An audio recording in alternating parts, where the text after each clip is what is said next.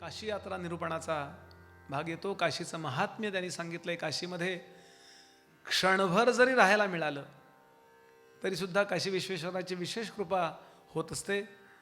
या काशीमध्ये काय काय प्रसंग घडले, भगवान शंकरांनी स्वतः कशा प्रकारे ही गुरुनिष्ठा सांगितली ही कथा येते. आणि यानंतर तुझ्या पूर्वजानं नामधारका इतकं सुंदर कानडी स्तोत्र केले. ते कानडी स्तोत्र इथे दिलंय.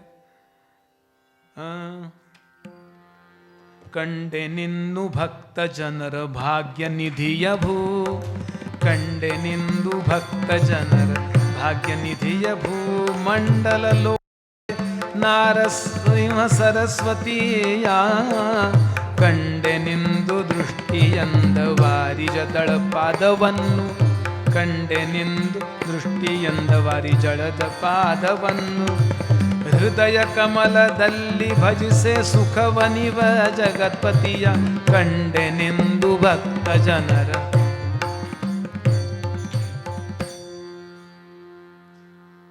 पृथ्वीवर राहणाऱ्या सज्जनांचं भक्तांचं जणू तू कृपास्थान आहेस, निधान आहेस.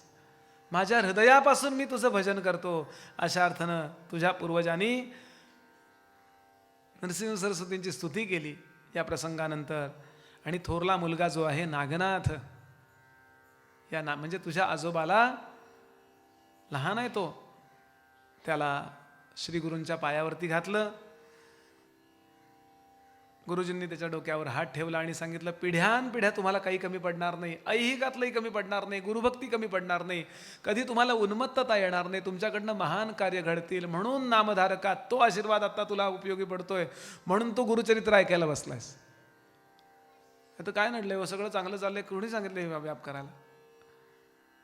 आपण अंतर्मुख व्हावं, आपण अध्यात्मात प्रगत व्हावं असं आपल्या पूर्वजांच्या कृपेनं जेव्हा आपल्याला वाटतं किंवा देवतांच्या कृपेनं वाटतं, तेव्हा अशा प्रकारच्या कथांचं आयोजन होतं किंवा ऐकायला मिळतं. आता काय गरज आहे, तुम्ही तिकडून आलाय 15 दिवस सगळ्यांना अटेंड करावं, जावं परत. पण एवढ्या 15 दिवसात 7-8 दिवस याच्यात गेले. आता काल त्यांच्या नातेवाईक ज्याच्या करता आले ते लग्न होतं, जाऊच शकले नाही. आज आहे का? आज आहे. कारण म्हणले आम्हाला गुरुचरित्र महत्वाचं. बरं, तीही मंडळी किती चांगली, हरकत नाही म्हणाले, संध्याकाळी लक्ष्मीपूजनाला या. काय हे सगळं असं अवघड आहे, लक्षात घ्या.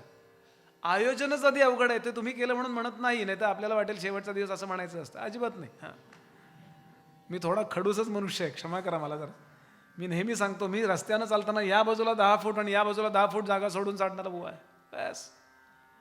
बरं, या जगाचा रंग झाले, आत्ता मी 51 वर्षाचा आहे, अजून 151 कुठेच गेले नाहीत. या जगाचा रंग भगवा झाले की मरायचं नाही असं ठरवलेला मी बुवा आहे.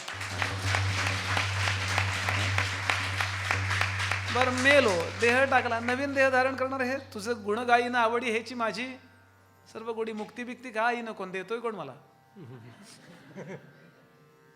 मी का सांगतोय, काहीतरी कन्सेप्ट धारण करून मी इथे बसलोय, लक्षात घ्या. पोट भरायला मी हे सांगत नाहीये. पोट भरायला तुम्ही देता ते वापरतो, बरोबर आहे, पण मी त्याकरता नाही सांगत आहे. असा एखादा सीमेवरचा सैनिक असतो ना, त्याला पगार मिळतो, तो घेतो, पण तो त्या पगाराकरता नसतो, तो देशाच्या सेवेकरता तिथे असतो. गोळी लागली छातीत तर तो मरतो, लक्षात घ्या. तो जसा तिथल्या शत्रूंचा हल्ला परतवून लावण्याकरता तो तिथे आहे ना, तसे सगळे कीर्तनकार, प्रवचनकार आपल्या समाजाच्या चित्तावरती जेव्हा दुर्विचारांचा हल्ला होतो ना, तो थोपवण्याकरता आम्ही कथा, प्रवचन, कीर्तन करत असतो, लक्षात घ्या. याच्याकडे बघण्याचा दृष्टिकोन हा ठेवा. आयोजकांनी सुद्धा हा दृष्टिकोन ठेवा. आम्ही धर्मकार्य म्हणून करतोय की इतक्या लोकांपर्यंत हे जावं. बरं, फक्त गुरुचरित्र नाही, अनुषंगिक कितीतरी गोष्टी होतात त्या. असो, मी हे रागाने बोलत नाही, बरं, नाही तर वाटेल बुवा चिडलेलं दिसतोय, नाही. डोक्यातनं हे काढूनच टाकावं. आपलं काहीतरी पूर्वपुण्य आहे म्हणूनच आपल्याला हे ऐकायला मिळावं असं तेच सांगतायत. म्हणून तू गुरुचरित्र ऐकतोयस. तू फार भाग्यवान आहेस. श्री गुरु म्हणती, द्विजासी तुझ्या ज्येष्ठसुतासी आयुष्य होईल पूर्णायुषी, संतती याची बहुस. या हाची भक्त आम्हासी असेल श्रेयायुक्तेसी, आता तू आम लेंचेसी सेवा वंदन न करावे. माझ्याकडेच राहा, तू परीक्षेमध्ये पास झालेला आहेस. अशा अर्थानं श्री गुरूंनी खूप सुंदर पद्धतीने त्याला मार्गदर्शन केलं. असा होता तुझा पणजोबा.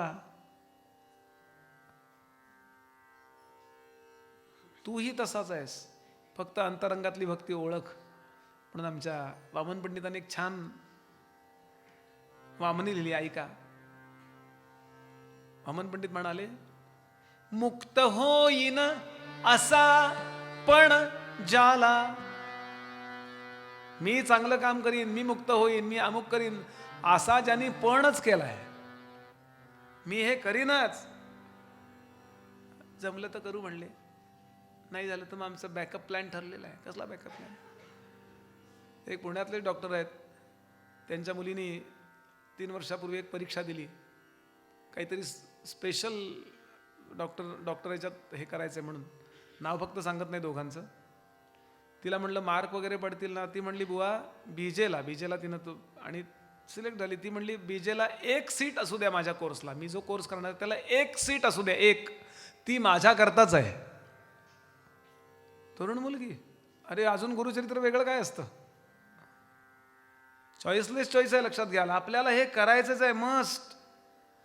असा जो आहे, मुक्त होईन असा पण ज्याला, उद्धरील आपल्या पण ज्याला.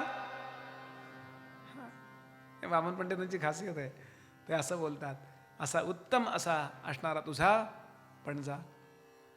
स्वतः सायनदेव, नागनाथ, देवराव आणि मग तू, ह्याच्या डोळ्यातनं अश्रूंच्या धारा व्हायला लागल्या. हो किती आनंद, वा वा, आनंदानं बरं, दुःखानं नव्हे.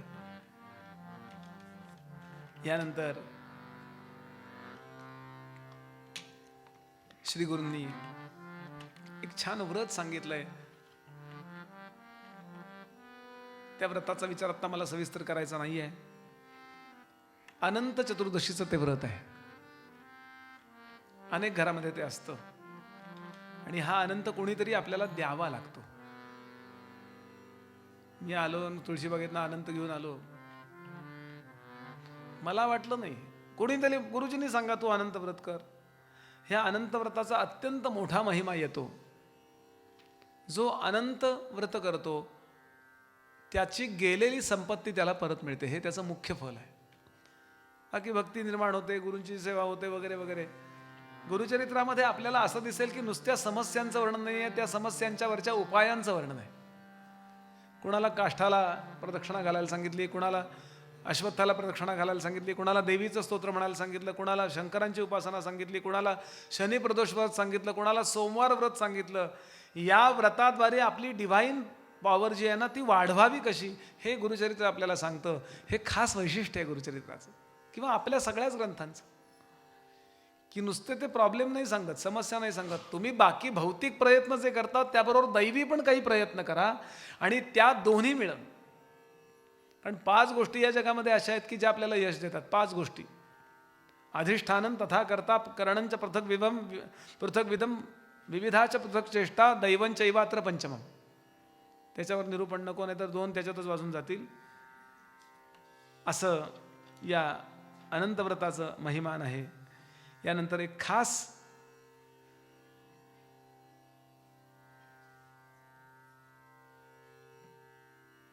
श्रीशैल्यम नावाचं भगवान शंकरांचं जे ठिकाण आहे, आजही शंकर आणि पार्वती पौर्णिमेला तिकडे जातात. आजही, कारण कार्तिकेयाचा निवास तिथे आहे.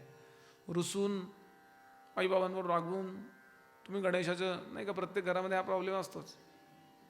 तुम्हाला धाकटाच आवडतो, धाकटीच आवडते,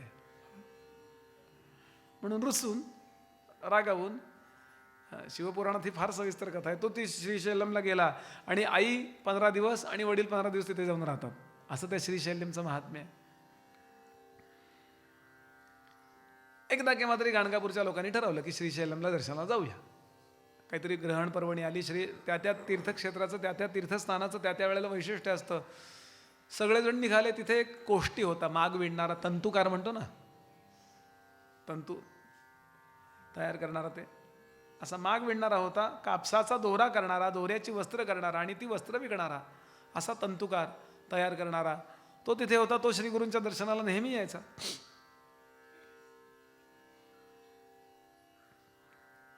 आणि काय कोणास ठाऊक, एखाद्याची एखाद्या ठिकाणी श्रद्धा अशी बसून जाते बरं का, की त्याला वाटतं इथंच सर्वस्व आहे. बरं गंमत कशी आहे माहिती का, ती व्यक्ती किंवा तो माणूस आपला उद्धार करत नसतो, उद्धार आपली श्रद्धा करत असते. कबीरांच्या जीवनात एक कथा येते. कबीरांना कोणीतरी विचारलं, तुमच्या गुरुजींचं नाव काय? ते म्हणले, गुरुचं नाव सांगायचं नसतं. आत्मनाम पतिर्नाम गुरोर नाम तथैवच. आपलं नाव आपण सांगायचं नसतं. स्तुती तर अजिबात करायची नसते. आपुली आपण करी स्तुती, स्वदेशी भोगी विपत्ती, सांगे वडिलांची कीर्ती तो एक मूर्ख, असं सांगितलंय समर्थांनी. म्हणून माझे वडील असे होते, ते तसे होते, त्यांनी इतकी कामं केली, इतका चांगला पक्ष स्थापन केला, असं नाही बोलायचं. माझ्यावरून माझ्या वडिलांची योग्यता ओळखली गेली पाहिजे. आपलं नाव, स्वतःचं नाव नाही सांगायचं बरं का. दुसरं म्हणजे पत्नीचं नाव नाही कधी सांगायचं, किंवा पतीनं पतीचं नाव, पत्नीनं पतीचं आणि पत्नीनं पतीचं, दोघांनी एकमेकांच्या नावाने हाक मारायचे नाही. अहो ऐकलत का म्हणायची पद्धत होती.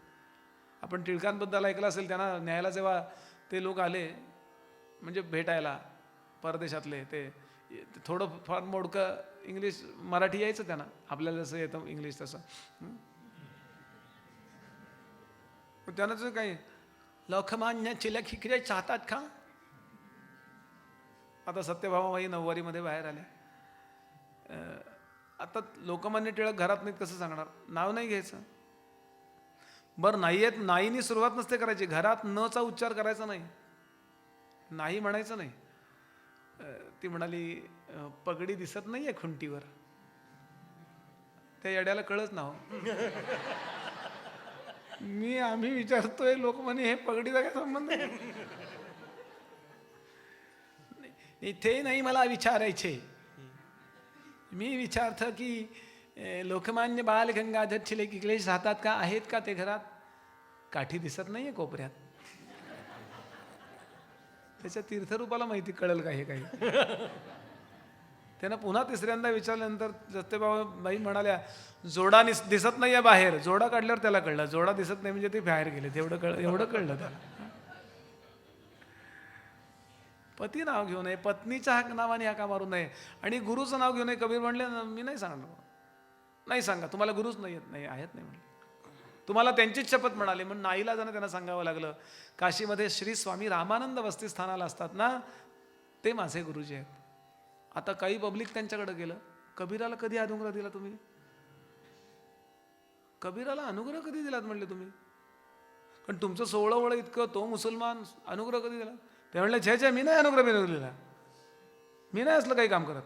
कसलं कडक 16 असतं माझ्याकडं, मी आज सुद्धा येऊ देत नाही लोकांना. घेऊन या त्याला म्हणले. मग तेही साक्षात्कारी होते, पण एकदम कसं आहे, पडिले वळण इंद्रिया सकळ असे असतात. म्हणून टेंबे स्वामी साक्षात्कारानंतर तसेच राहिले. साईबाबा तसे राहिले. आता साधन कालामध्ये ज्यांनी जे वापरलेलं असतं ना, स्वामी समर्थांचं वर्णन असं आहे की ते साधन कालामध्ये शिव्या खूप द्यायचे. महाराजांनी सांगितलं की साधन शिव्या नंतरही शिल्लक राहिल्या. त्यांचं काय साधन, कुठल्या जन्मी काय झालं असेल माहिती नाही आपल्याला. नंतर ते राहतं. लोक जवळ येऊ नये म्हणून असतात त्या सगळ्या गोष्टी. त्या घरात 16 वळ खूप. कबीराला बोलवा म्हणले, आले कबीर. बाहेर थांब म्हणले, तुळशी वृंदावन. तो म्हणले, थांबतो. असे उभे राहिले. तुला कधी अरे अनुग्रह दिला मी, काहीतरी खोटं माझं नाव वापरतोस. आमच्याकडे गडावर एकदा भीमसेन जोशी अण्णा आले होते. दरवर्षी यायचे, खूप वर्ष यायचे. समाधीसमोर पेटी तबला नसताना गायचे. एकदा असेच आले होते. मग दासनवी उत्सवात यायचे. एकदा इतकी गर्दी झाली, समाधीपेक्षा त्यांच्या दर्शनाला गर्दी झाली होती. एकदा मीच होतो तेव्हा. ते बुवानं सांगत होते, मारुतीवाना, काय म्हणले बुवा, हल्ली माझे शिष्य खूप झालेत, मलाच माहीत नसतं. कुणाकडे? भीमसेन जोशी. आता तसं म्हणलं की लोकांना एकदम आदर वाटतोय. बरं, ते काही त्यांना विचार जाणार नाहीत की हे तुमच्याकडे शिकतात का, हे त्यांच्या कानावर होतं. असं मोठी नावं वापरणारे खूप असतात. माझं नाव वापरतोस? कबीर म्हणाले, नाही महाराज, तुम्हाला सगळं कळतंय, बघा माझ्याकडे एकदा. आणि रामानंदांनी पाहिलं आणि लक्षात आलं डोळ्यावरनं की याला रामरायाचं दर्शन झालंय. कबीरांना दर्शन झालंय हे रामानंदांच्या लक्षात आलं. ते म्हणले, अरे मी तू असं का सांगतो सगळ्यांना अनुग्रह, मी त्यांचा अनुग्रह येत आहे, मी तर तुला दिल्याचं आठवण नाही. ते म्हणले, तुम्ही नाही दिला हे बरोबर आहे, पण मी घेतला हेही बरोबर आहे. म्हणले, कसं काय घेतलं तू? मी दिल्याशिवाय तू कसा घेशील? तुम्ही नाही का पहाटे 3ला श्रीराम जय राम जय जय राम, श्रीराम जय राम जय जय राम नाचत नाचत जाताना तुम्ही रामाचं नाव घेत, ते तुम्ही म्हणता याचा अर्थ आकाशात फेकता ना नाम, ते मी घेतलं म्हणले, तेच नाव गात आलो, झाला माझा उद्धार. तेव्हा लोकांना कळलं अनुग्रह द्यायचा नसतो, अनुग्रह घ्यायचा असतो. माणसं सांगतात आम्ही गुरु केला, गुरु करायचा नसतो. केला याचा अर्थ आधी तो नव्हता. गुरु करायचा नसतो, गुरु हा मिळायचा असतो. असा तो तंतुकार श्री गुरूंना, श्री नृसिंह सरस्वतींना गुरु मानतो आणि असाच रोज येतो, दर्शन घेतो, पण आपापल्या कामात व्यग्र असतो. जमलं कधी तर मध्ये स्नानाला जातो, स्नान झालं की त्यांना दर्शन घेतो. ते म्हणजे जेवायला बसा, जेवतो. त्याची श्रद्धा दाखवण्याची नव्हती, भक्ती दाखवण्याची नव्हती, पण मनात होती असा तो. आता सगळे निघाले त्या श्रीशैलमला. याला विचारलं काय रे तू येणार का? ते पुसती तयासी येणार का? तो म्हणला माझा श्रीशैल्य इथंच बसतो, मला याची इच्छा नाही आहे. सगळे लोक निघून गेले. हा दर्शनाला आला आणि तो म्हणला महाराज नमस्कार करतो. काय रे, अरे सगळे तिकडे गेले, तू नाही गेला? म्हणलं कुठं? श्रीशैल्यम. फार काही अभिनय केला नाही, पण श्रद्धेने म्हणाला माझं श्रीशैल्यम इथंच आहे ना. सौराष्ट्रे सोमनाथंच श्रीशैल्य मल्लिकार्जुनम उज्जयिन्या महाकालम ओंकारम अमलेश्वरम परल्याम वैजनाथंच डाकिन्याम भीमशंकरम सेतुबंधेतु रामेशन नागेशन दारुकावने वाराणस्यंत विश्वेशन त्र्यंबकं गौतमी तटे हिमालय तु केदारम कृष्णेशन तु शिवालय. माझा श्री गुरु. इतकी श्रद्धा आहे तुझी, तुला जायचंय का रे? तू म्हटलं तुमची आज्ञा असेल तर तुमची आज्ञा म्हणून जाईन, माझं काम काहीच नाही तिकडे. चल आपण दोघं जाऊया. चल म्हणले आता निघणार कधी, पोचणार कधी? डोळे तर मीठ, तुम्हाला नाही हा. आणि क्षणभर डोळे मिटल्यावर तुम्हाला सांगतो, क्षण न लागता श्रीगिरीसी घेऊन गेले भक्तीसी, तीरी बैसले पाताळ गंगेसी नयन उघडी म्हणताती. हा डोळे उघड. आता ते मल्लिकार्जुनांच्या 12 ज्योतिर्लिंगांपैकी महास्थान जे आहे ना, हे इथे जाऊन पोहोचला तो. लांब पाताळ गंगा जिकडे आहे तिथे जा म्हणाले, दर्शन घेऊन ये, परत लगेच परत जायचंय. ते ट्रिपला आलेल्या लोकांसारखं करू नको, खरेदी बिरेदी जा लोक. हा आला तर तो सापडत नाही, तो आला तर हा सापडत नाही. एका तासाच्या ठिकाणी 4 तास गेले आमचे ते ऋषिकेश हरिद्वारला. बरं कोण तिकडे खाली जाऊन बसलो, तिथले कोण ज्योतिष बसले, त्यांना तो हात दाखवत बसला. हात दाखवून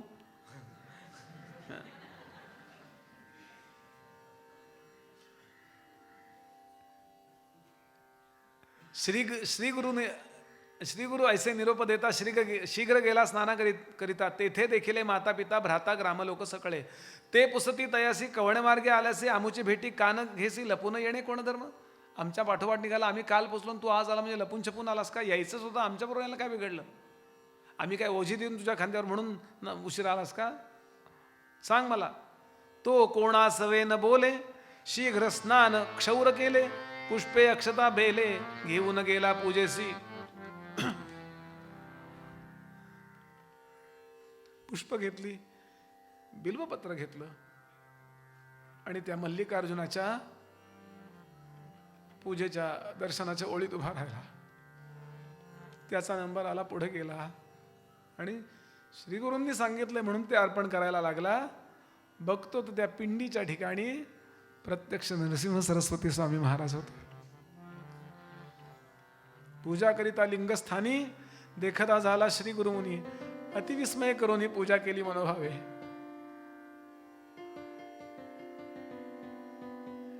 बाहेर जाऊन उभा राहिला, लोक पूजा करतात ती नरसिंह सरस्वतींचीच हे त्याला कळतंय, दिसतंय. त्यांना ते नरसिंह सरस्वती दिसत नव्हते, त्यांना साधी पिंड दगड दिसत होता. मानला तर देव. असंच आहे. मग कळेपर्यंत करावी तशीच पूजा. समर्थ म्हणाले असे हो जया अंतरी भाव जैसा, वसे हो तया अंतरी देव तैसा. पटकन आला. श्री गुरु म्हणाले, काय आवडले का हे ठिकाण स्थान आवडले का तुला?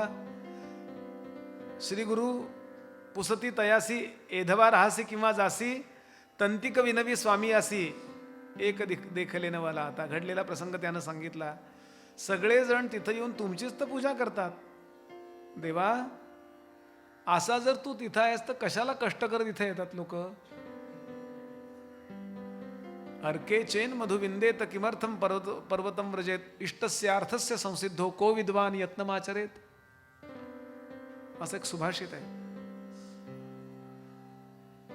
तुका म्हणे कैसे आंधळे हे जन गेले विसरून खऱ्या देवा. ते म्हणाले, असा विचार करू नकोस. तुझी श्रद्धा माझ्यावरती आहे किंवा ज्याची श्रद्धा माझ्यावर आहे त्यांनी माझी पूजा करावी, पण म्हणून या जगातल्या तीर्थयात्रा बंद पडता कामा नये. तू अनेक जन्म इथं येत गेलायस, त्याचा परिणाम तुझ्या चित्तामध्ये योग्य ती श्रद्धा या जन्मी निर्माण झाली आहे. आणि म्हणून सर्वत्र मी आहे किंवा मी श्रद्धा ठेवीन ज्या ज्या स्थळी हे मन जाय माझे, ही परिपक्वता तुझ्यामध्ये आली आहे. तू जर आला नसतास यात्रेमध्ये गेल्या अनेक जन्मी तर ही कृपा तुझ्यावर झाली नसती. बाळा, असा विचार करू नकोस. आणि तीर्थयात्रेचं महिमा वर्णन करणं लक्षात घ्याल की ही सगळी परिपक्व मंडळी कधीही जुन्या श्रद्धांवर आघात करत नसतात. हा, त्या श्रद्धेत प्रदूषण निर्माण झालं तर तेवढं फक्त काढून टाकतात. पायात काटा मोडला, फार दुखतोय पाय, मग पाय तोडून टाकायचा का काटा काढायचा? हल्लीच्या विचारवंतांची पद्धत काय झाली माहिती का? नाही म्हणले यात फारच दोष आहे, काय गरज आहे, तोडून टाका. लंगडा झाला ना तो मनुष्य. आमचे आप्पा सांगायचे, नाकामध्ये शेंबूड आला, शेंबूड काढायचं का नाक कापायचं? बरं, नाक काय म्हणल्यानंतर शेंबूड येणारच ना हो. ते काय फक्त नथ घालायला नाही, काही नुसतं ती वाईट आहे असं करायला नाही काही. नाक ही खरं तीच व्यवस्था आहे की सगळी सिस्टीम बरोबर आहे ना, ते त्याच्यावरनं प्रूव्ह होतं. कुठल्याही या जगामध्ये तुम्ही कुठलीही परंपरा तयार करा, त्यामध्ये प्रदूषण येतं. प्रदूषण काढून टाकतात संत. फार मला येशू ख्रिस्ताचं एक वाक्य आवडतं. तो म्हणला, I have come to fulfil not to destroy.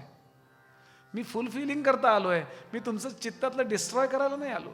आपण जिथले अनुग्रहित आहात तेच काम करा, तीच उपासना करता, त्याच तीर्थयात्रा करा, तेच सगळं करा, पण मूळ विसरू नका, हे सांगणं चाललंय त्यांचं.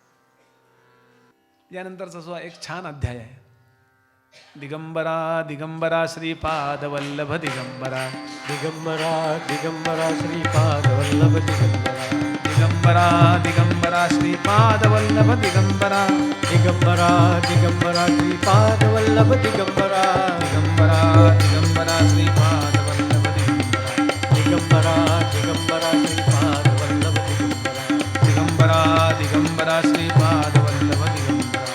दिगंबरा दिगंबरा श्रीपाद वल्लभ. अवधूत चिंतन श्री गुरुदेव दत्त. श्री गुरुदेव दत्त. श्री गुरुदेव दत्त.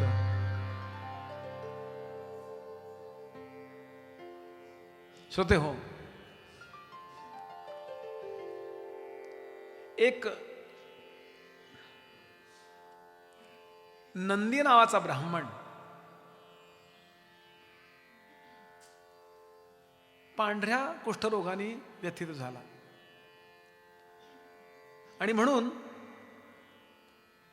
तुळजापूरला जाऊन, आपली कुलदेवता आहे म्हणून तिथे अनुष्ठान करू लागला.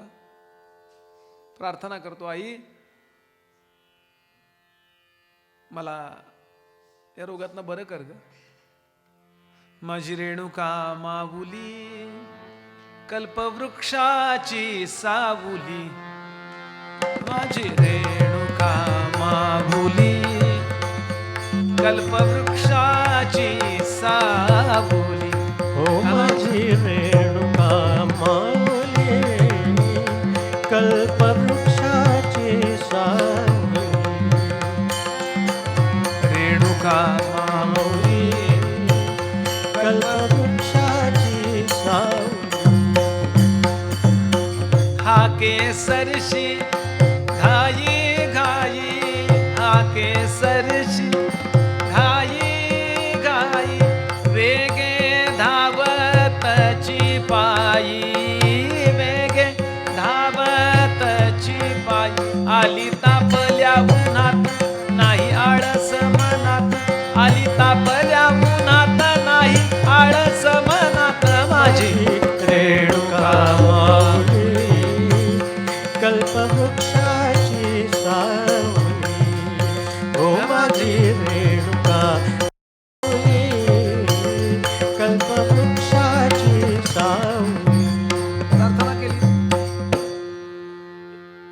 उपासना करतो, उपास करतो, तापास करतो, सगळं व्यवस्थित करतो.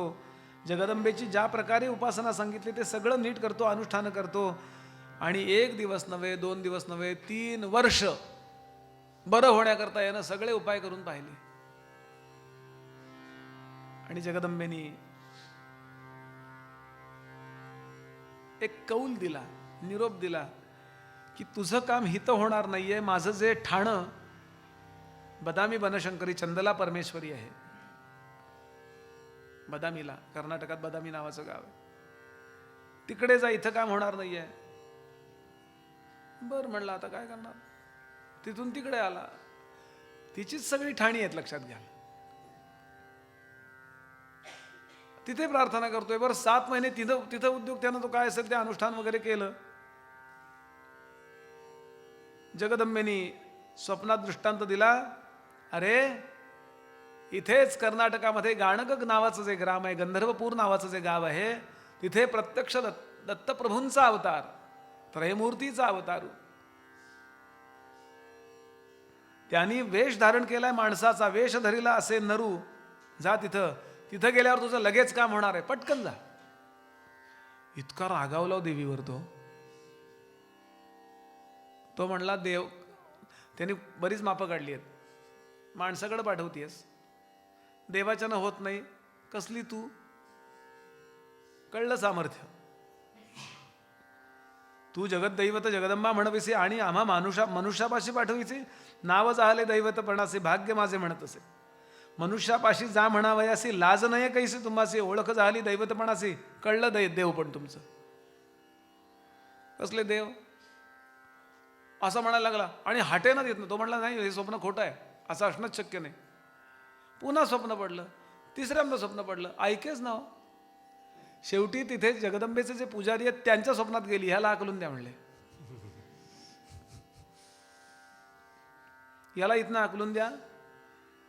तू तरी आता नवजासी आम्हा निरोप झाला. त्या भोपियांनी, भोपी म्हणजे पुजारी, त्यांनी सांगितलं, सकळ भोपे तयासी म्हणती, आजी स्वप्न झाले आम्हासी, छळ न करी गा देवासी, छळ न करी गा देवासी, निरोपा सरसा जाई वेगी, जर गेला नाहीस तर तुला उचलू, जर परत घरी गेला नाहीस इथून तर उचलू तुला. आणि इथं हेच लिहिलंय, आता नवजासी आम्हा निरोप झाला असे, तर बाहेर घालू तुम्हासी, बाहेर तुम्हाला घालू. आणि लक्षात आलं याच्या की ज्या अर्थी गुरुजींना पण हा दृष्टांत झालाय, त्या अर्थी मला जायची आज्ञा आहे. मग त्यानं समारोप नेहमी शेवट गोड करी, या प्रकारे शेवट गोड करावा म्हणून त्यानं पारणं घातलं, जगदंबेला नैवेद्य केला, भोपियांना जेवायला घातलं, तिथं अन्नदान जेवढं करता येईल तेवढं केलं, जेवढं काय शक्य आहे तेवढं केलं. आणि गाणगापूरला आला. मठामध्ये येऊन विचारायला लागला, कुठं आहेत महाराज. विचारला, आधी विचारत नरसिंह हो म्हणे आहेत, खूप चमत्कार आहे त्यांचे. बरं म्हणले, ठीक आहे. आता तो तिकडं सांगूनच आलाय, देवात जी ताकद नाही ती माणसात काय असणार आहे, देवात ताकद नाही ती माणसात काय असणार आहे, असा विचार करत आलाय. मठात जाऊन विचारायला लागला, मठी जाऊन पुसू लागला. भक्तजन सांगती त्याला, संगमी आहेत श्री गुरु, आज संगमावर आहेत तिकडे, आज दिवसभर त्यांचा मुक्काम तिकडे आहे. मग हा संगमावर गेला, इतक्यात गुरुजी इकडे आले. आता येत होते, तो तिकडे स्नानाला गेलाय, स्नान करून संध्याविंध्या करून मग आपण दर्शन घेऊया. श्री गुरु येतात, कमंडलू ठेवतात, दंड ठेवतात. इतक्यात काही लोक आले, महाराज कोणीतरी असा एक ब्राह्मण आलेला दिसला. हो म्हणले, माहिती आहे मला, शंकारूप धारण करून आलाय, संशय रूपा आला असे, सर्वांगी श्वेत, स्वामी दर्शन आलो म्हणत, श्री गुरु म्हणते आपण जाणत, संदेह रूपा आला असे, माहिती आहे. म्हणती बोलवा मठात, भक्त गेलंय धावत, तयाद्विजा पाचारित आला विप्रा अंगणा, दुरोनी देखील श्री गुरुसी, नमन करीत लोळे भूमीसी. गुरुजींकडे फक्त पाहिलं. पुण्यवान होता, 3-3 वर्ष उपास करून जगदंबेचा उपासना करणारा, तो काय सामान्य असेल का. पण तरी अशाही माणसाच्या मनात शंका राहू शकते, आम्ही तर सामान्य आहोत, किती सावध राहायला पाहिजे याकरता ही कथा आहे. एकदम श्री गुरूंकडे पाहिलं, शांत हो. माला कमंडलुरध कर पद्म युग्मे, मध्यस्थ पाणी युगुले. दत्तप्रभूंचं वर्णन आहे. कुठल्या हातात काय आहे? मध्यस्थ पाणी उगवले डमरू त्रिशूले. यस यस्त ऊर्ध्व करयो शुभ शंख चक्रे. डाव्या हातात शंख, उजव्या हातात चक्र. शंख कशाला?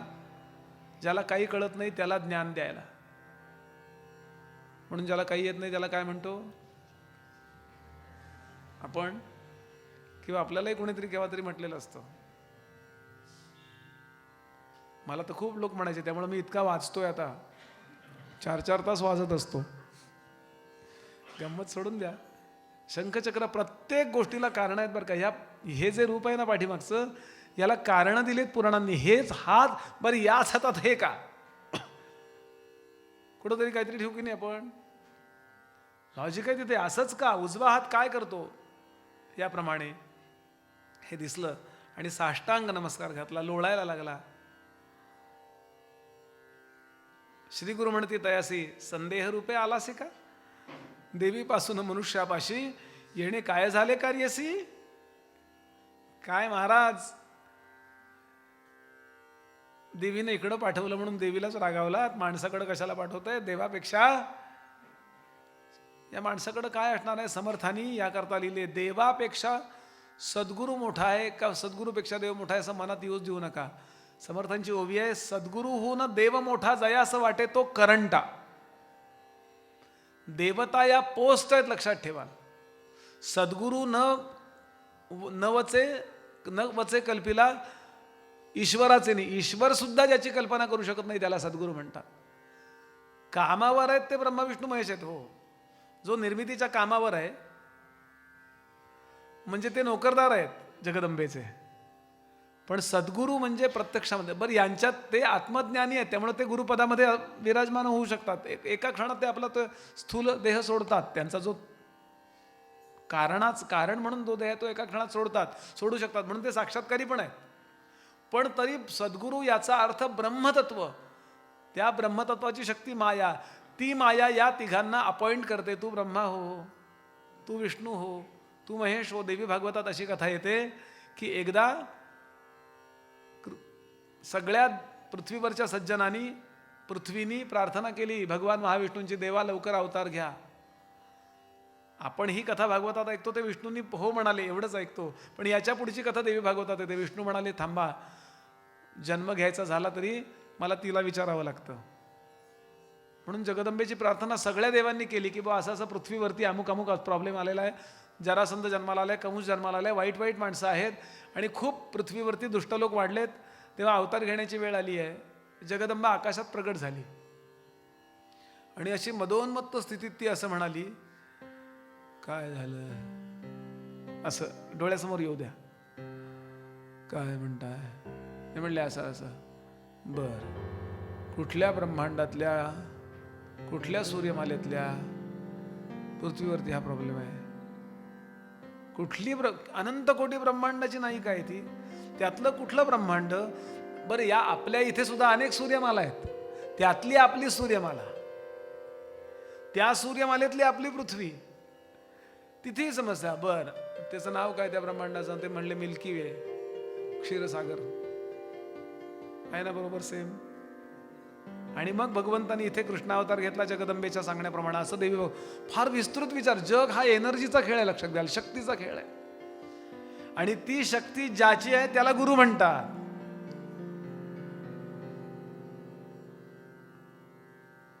दोन एनर्जी सांगितल्यात, एक कायनेटिक एनर्जी आणि एक पोटेन्शियल एनर्जी. कायनेटिक एनर्जी म्हणजे शक्ती आणि पोटेन्शियल एनर्जी म्हणजे ब्रह्म. गुरु साक्षात परब्रह्म. एका क्षणात. मग यांनी क्षमा मागितली. स्वामी म्हणे तमांदा, आपण तुझेच दर्शने झालो, व्यवस्थित सगळं झालं, अज्ञाने वेष्टिलो होतो मंद, सोय नेणे परब्रह्मा, तू साक्षात वस्तू म्हणून परब्रह्मतत्व आहेस. पूर्वी माझा देह चांगला होता, पण विवाह झाल्यानंतर मला ही व्याधी उद्भवली आणि त्यानंतर माझी स्त्रीसुद्धा, माझी पत्नीसुद्धा माहेरी निघून गेली. देवा, आता तुमचं दर्शन झालंय, आता मी देह टाकायलाही तयार आहे. ते म्हणाले देह टाकू नकोस. कशा करता? नाही म्हणले हे. म्हणले बघ तरी स्वतःच्या शरीराकडं. आणि म्हणून त्यानं पाहिलं असं असं करून. ऐसे करुणा वचन ऐकून श्री गुरु बोलती हसवून सोमनाथ ब्राह्मण बोलावून निरोप देती न्याया संगमासी. एक काम करा, एक छोटा चमत्कार केलाय. याला काय करा, याच्या षटकुळ भुवन नावाचं जे स्थान आहे तिथे न्या, याला आंघोळ घाला आणि आंघोळ घातल्यानंतर अश्वत्थ प्रदक्षिणा घालायला लावा ओले त्यांनी, आणि याची वस्त्र नेऊन लांब टाका आणि दुसरी वस्त्र द्या. एवढं करा. त्याप्रमाणे त्या तीर्थामध्ये त्याला स्नान घालायला लावला. गुरुजींनी त्याला भस्म दिले, ते भस्म अंगाला लावलं, त्यानं स्नान केलं. ओले त्यानं 3 प्रदक्षिणा अश्वत्थाला घातल्या आणि त्यानंतर ती वस्त्र टाकून दिली. जिथे वस्त्र टाकून दिली त्या संपूर्ण तेवढ्या भागाच्या जमिनीचा म्हणजे ती खारावली, मीठ टाकलेल्या जमिनीसारखी झाली ती. पण याचं शरीर उत्तम झालं. याला कपडे नेसायला दिले, त्यानं कपडे नेसता नेसता बघितलं उजव्या मांडीवर थोडा उरलाय. स्नान करून बाहेर आला, शरीर वर्ण पालटला, अश्वत्थ प्रदक्षिणा करू लागला. सुवर्ण जाहले स्वरंग, वस्त्र देती ब्राह्मणासी, जीर्ण वस्त्रे टाकीती दुरेसी, जेथे टाके ते भूमीसी क्षारभूमी होय.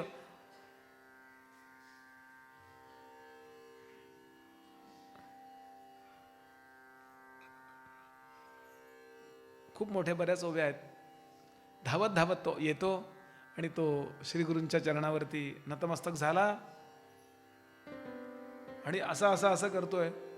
पण एकदम त्याला नमस्कार करताना धोतर थोडं असं किंचित वरती गेलं आणि तावन मात्र जंघेसे राहिले, एवढं राहिलं.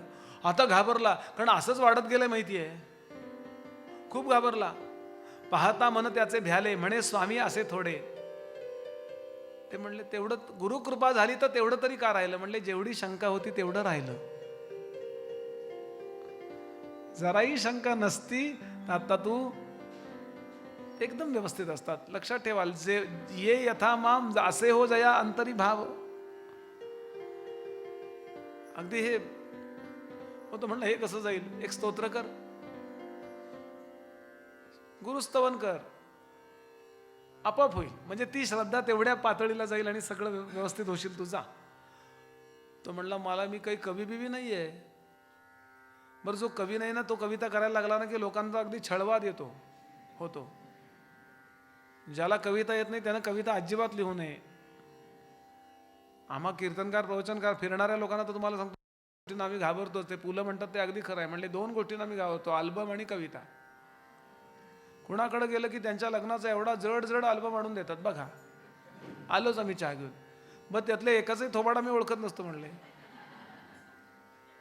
आणि कविता, माझ्या कवितेचे नाव आहे आभाळ, तूही जा आभाळात. काही लिहित तो.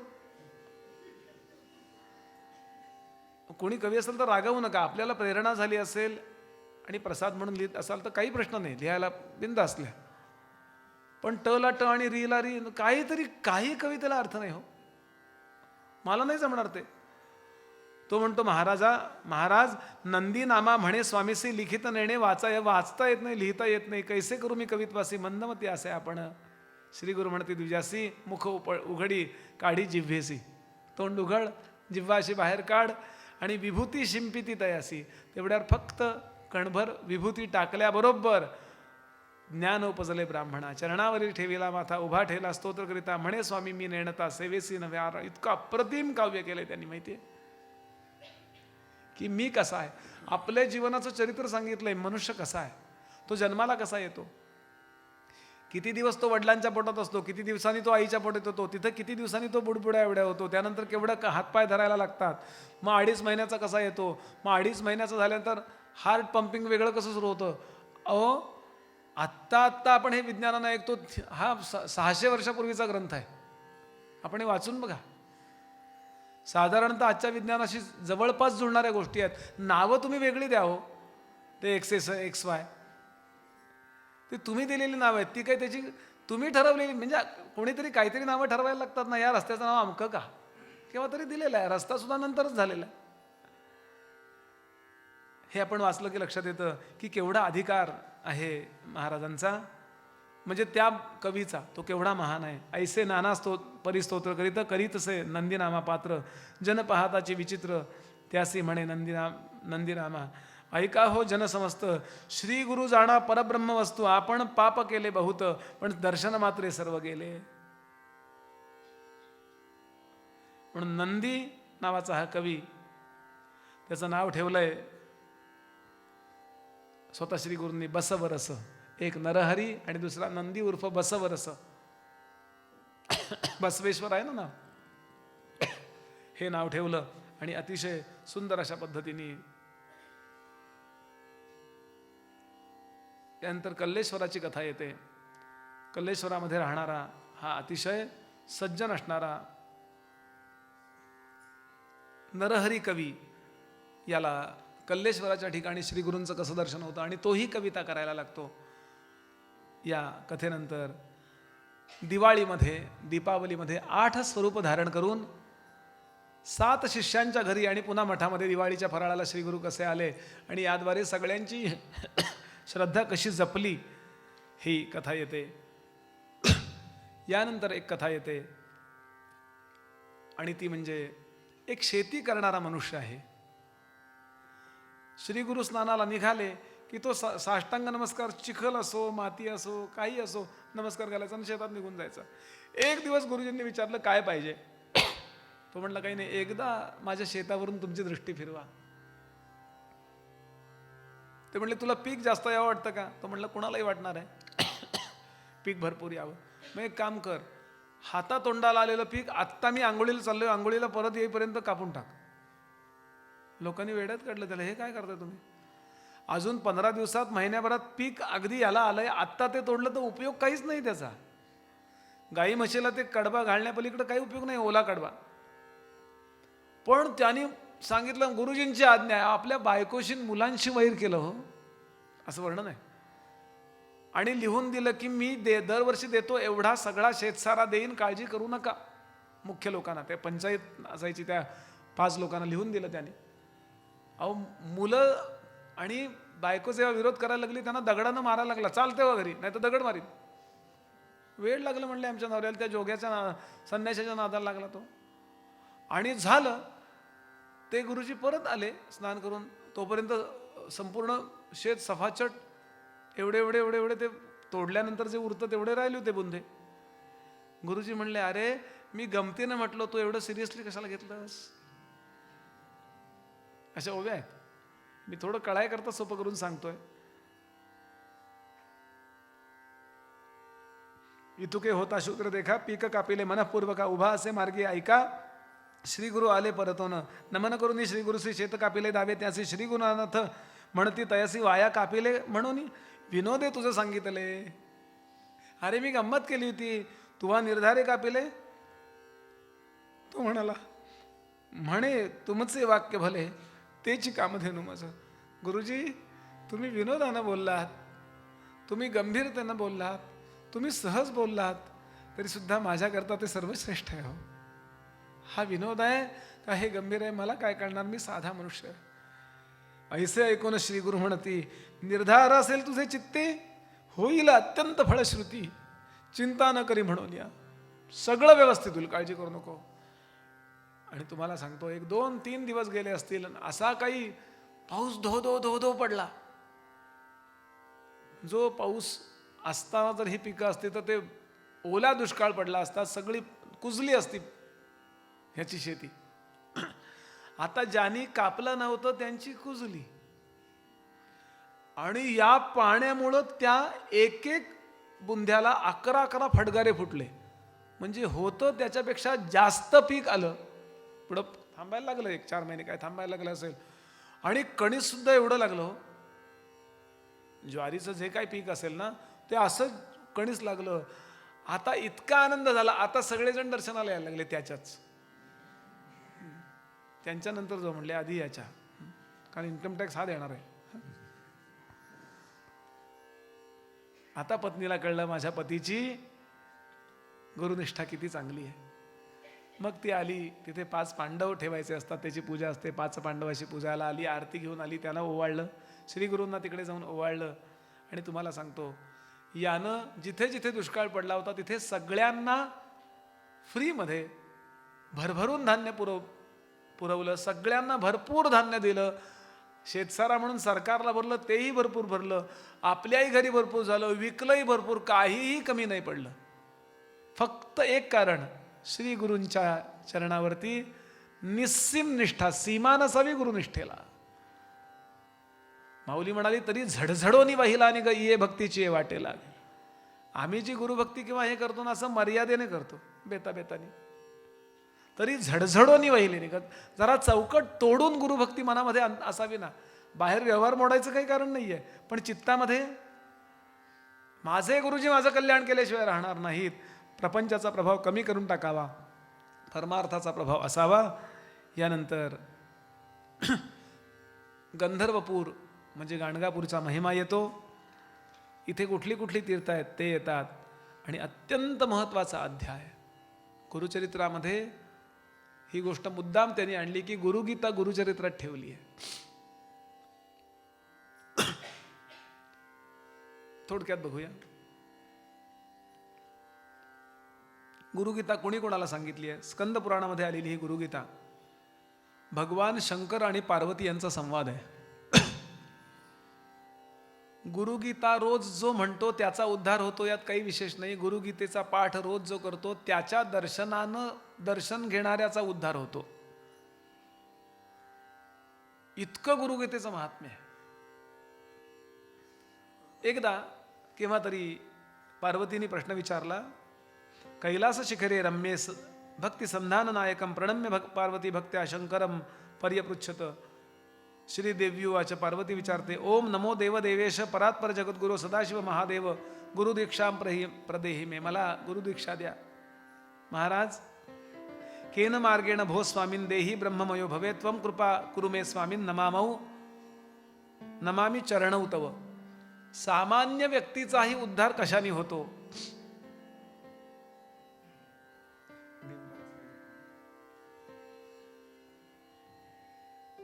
सामान्य ज्याला काही कळत नाही. देही ब्रह्ममयो भवेत. देही म्हणजे देहाला मी समजणारा ब्रह्ममय. ते म्हणाले एकमेव उपाय याला काय? जगन्माते गूढविद्या जगन्मायाम देहे चाज्ञान संभवा उदयस्व प्रकाशेन गुरु शब्देन कथ्यते. उपाय काय? अधिकार संपन्न साक्षात्कारी महापुरुषांना सद्गुरु तत्व म्हणून शरण जा. सद्गुरु तत्व सर्वत्र भरलंय, पण जिथे साक्षात्कार ज्या देहात झालाय तिथून ते गुरुतत्व आपल्याकरता प्रसवत.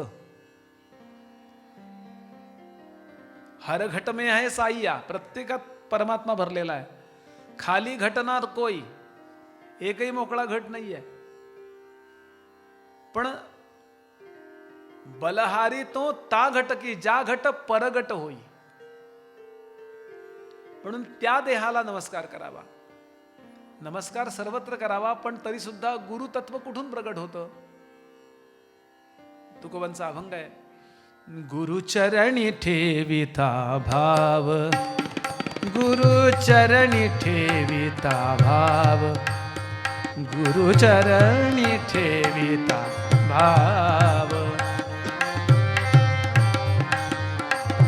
नीट ऐका.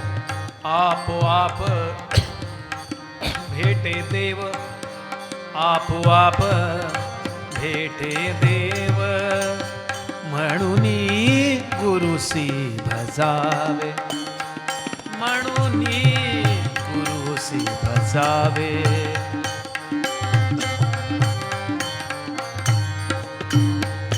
रूप ध्यानासी आणावे, रूप ध्यानासी आणा. ज्या रूपानं तुम्ही गुरु असं म्हणता ते रूप ध्यानात आणा, कारण सगळ्या रूपात तोच आहे. रूप ध्यानासी आणावे, रूप ध्यानासी आणावे, गुरुचरणी ठेविता भाव, गुरुचरणी ठेविता भाव.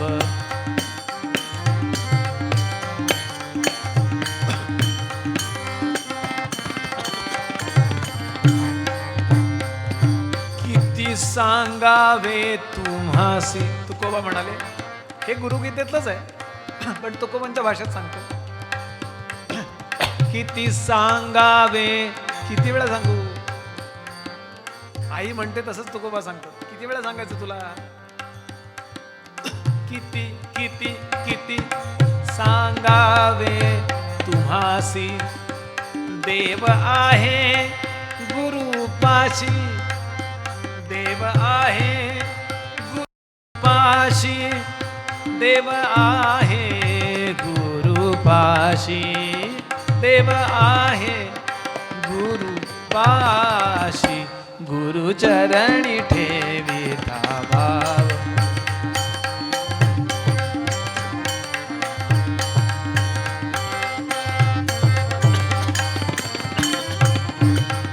तुका म्हणे गुरु भजनी, तुका म्हणे गुरु भजनी,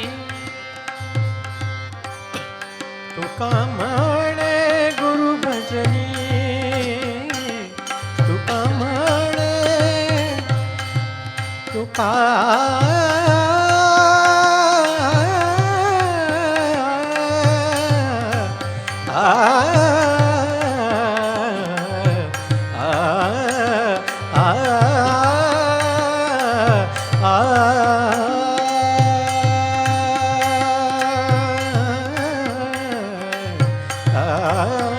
तुका म्हणे गुरु भजनी,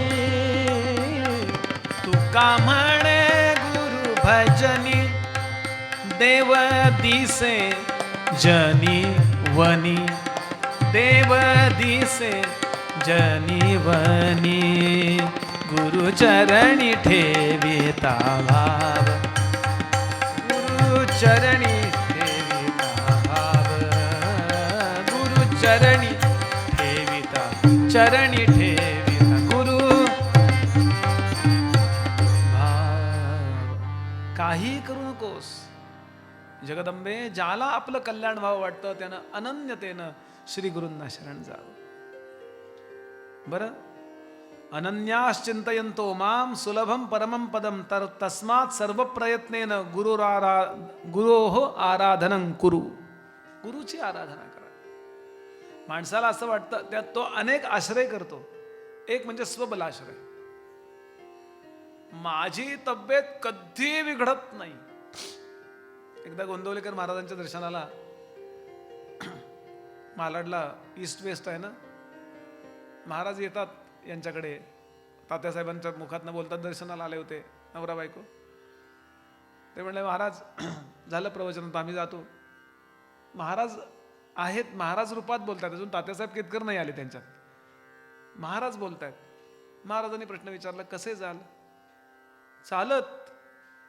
आमचा नियम आहे महाराज, आमची तब्येत कधी बिघडली नाही आजपर्यंत. याचं महत्वाचं कारण आम्ही रोज चालतो, त्याचं एक मूल्य आहे. पण गुरु पुढं किती आहे मुद्दा आहे. महाराज म्हणले, आणि समजा तब्येत बिघडली ना, तर आमचा मुलगा इतका चांगला आहे, फक्त एक फोन करायचा अवकाश. त्यावेळेला ते ट्रंक कॉल वगैरे आले होते. त्याला फक्त निरोप दिला ना, तो गाडी घेऊन 4 चाकी गाडी, तुम्हाला माहिती आहे महाराज, आमच्याकडे आणली होती आम्ही दाखवायला गेल्या वर्षी. आणि अगदी काही नडलं ना, तर पैसे आहेत माझ्याकडे, रिक्षेने जाऊ, आम्ही टॅक्सीने जाऊ. आणि ते गेले.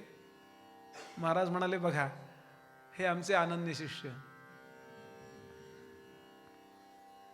या तिन्ही गोष्टींचं एक मूल्य जरूर आहे, लक्षात घ्याल. किंवा अजूनही काही होऊ शकतं, पण हे सगळं तेव्हाच फलदायी आहे जेव्हा गुरुजींची तशी इच्छा असते. एवढं काही आलं का तोंडून, महाराज जाऊ आपल्या कृपेनं. बरं, हे व्यवहारात बोलताना बोलायचं नाही, लक्षात घ्याल. व्यवहारात परमार्थात व्यवहार अजिबात बोलायचं नाही. आपण काय करतो, ते व्यवहारातलं काही स्वार्थ असेल ना, देवाची इच्छा. हो रे, काय देव असा बसलाय काय स्वार्थी लोकांचे स्वार्थ पुरवायला? गोंदवलेकर महाराजच सांगायचे, म्हणाले, माझ्याबरोबर राहिला आणि बोलायला शिकला नाही, तो काहीच शिकला नाही. व्यवहारासारखं बोलायचं आहे, माझ्याकडे पैसे, मी जातो, रिक्षा करतो, मी जातो. व्यवहारात असंच बोलायचं असतं.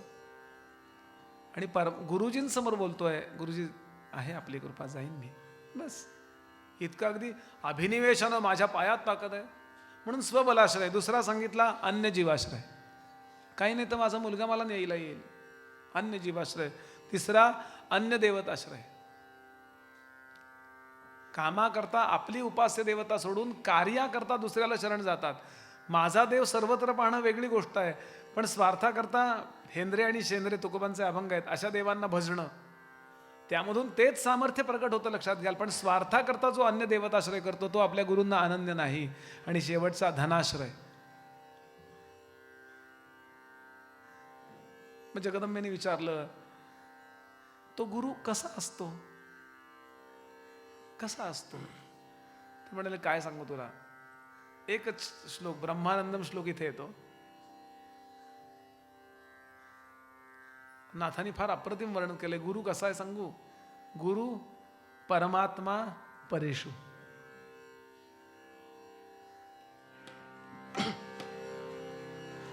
गुरु परमात्मा परेषु, गुरु परमात्मा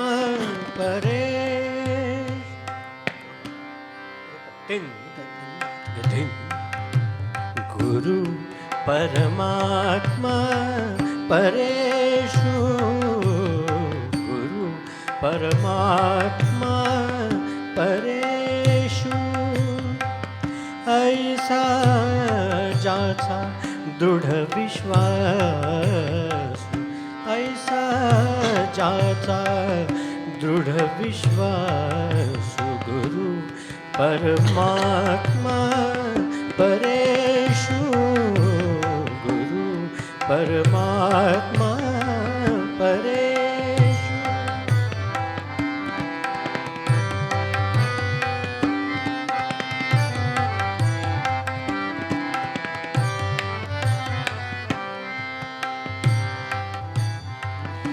देवतयाचा अंकिला, देवतयाचा अंकिला, देवतया. भगवंतांनी इतका गोड गाळा दिलाय, थोडा वेळ तरी माझ्या त्रासातनं वाचावं म्हणून मी त्यांना अभंग म्हणायला सांगतो. आणि खरंच गोड आहे, म्हणजे बोलण्यापुरतं नव्हे. नाथ महाराज सांगतात, देवतयाचा अंकिला, सगळ्या देवदेवता त्याचा ऐकतात. अशा गुरुला आपण एकदा शरण गेलो, अनन्य शरण गेलो. असं आहे की श्री गोंदवलेकर महाराज सांगायचं की भगवंताला, सद्गुरूंना सर्वस्व अर्पण करावं. माणसं सर्व द्यायला तयार असतात, पण स्व द्यायला तयार नसतात. स्व याचा अर्थ माझ्यावरचा माझा अधिकार. ज्या क्षणाला तो दिला जातो त्या क्षणाला आपण निश्चिंत होतो आणि त्याला चिंता सुरू होते. कबीरांनी याचं आपलं वर्णन सांगितलंय. मी गळ्यात माळ घालतो म्हणाली तुळशीची, तुम्हाला काय वाटतं, ही शो म्हणून घालतो काय? ही गुरुजींनी दिली म्हणून घालतो. त्यांचा दोहा आहे. मी कोण आहे सांगू? कबीरा कुत्ता राम का. कबीरा कुत्ता राम का. कुत्र्याच्या गळ्यात पट्टा असतो ना, म्हणाले मोती मेरा नाम, गले बिच डोरी प्रेम की जित खींचू उत जाम. कुत्र्याला स्वतःचं मत नसताना मालक सांगतो तिकडे जावं लागतं ना, आणि मालक आहे याकरता तो पट्टा असतो ना, कळाय करता. हे माझं कुत्र आहे. पट्टा याचा अर्थ मालक आहे. ज्ञानोबा म्हणाले निवृत्तीनाथांना, जोपर्यंत तुम्ही माळ घातली नव्हती तोपर्यंत मी मोकाट होतो, अभंग आहे. आजवरी मी जी होतो मोकाट, आता मी तुमचं कुत्र आहे.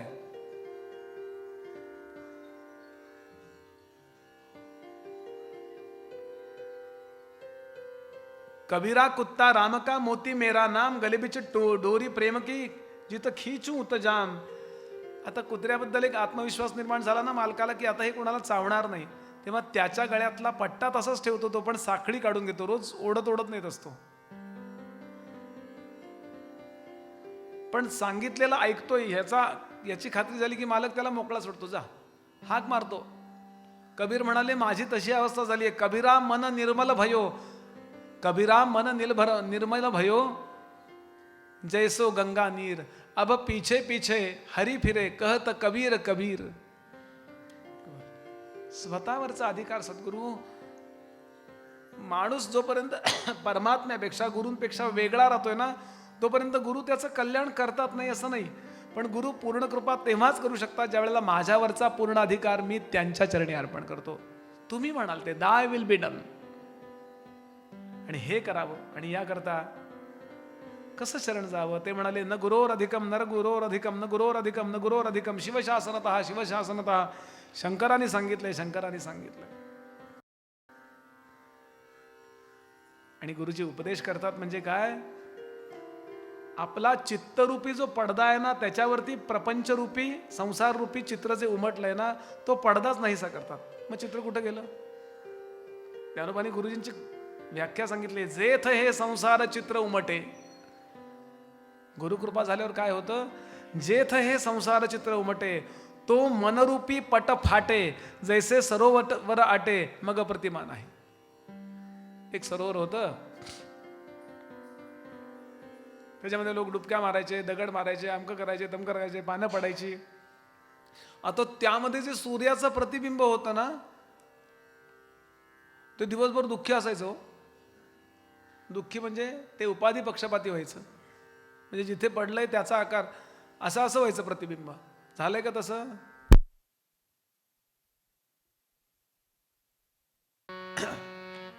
रामराय शेकडो वर्षाचे झाले ना, तरी ते 25 वर्षाचे दिसत होते असं वर्णन आहे. 125 वर्षाचे झालेले गोपालकृष्ण 25-30 वर्षाचे दिसत होते असं वर्णन आहे. तुमच्या माझ्या देहावरती काळाची सत्ता चालते. हे विग्रहच विलक्षण असतात, सामान्य नव्हे. कन्यागती बृहस्पतीसी बहुधान्य नाम संवत्सरीची, सूर्य चाले उत्तर दिगंतेसी संक्रांती कुंभ परियेसा, शिशिर ऋतू माघ मासी असित पक्ष प्रतिपदेसी, शुक्रवारी पुण्यदिवशी श्री गुरु बैसले निजानंदी. श्री गुरु म्हणते शिष्यासी, आम्ही जातो निजमठासी, पावता खुण तुम्हासी प्रसाद पुष्पे पाठवू, यद्गतवान निवर्तन्ते तद्धाम परमं मम. अशा मूळ ठिकाणी आम्ही चाललो आहोत. आणि योग्य त्यावेळेला वाटेमध्ये काही नावाडी भेटले.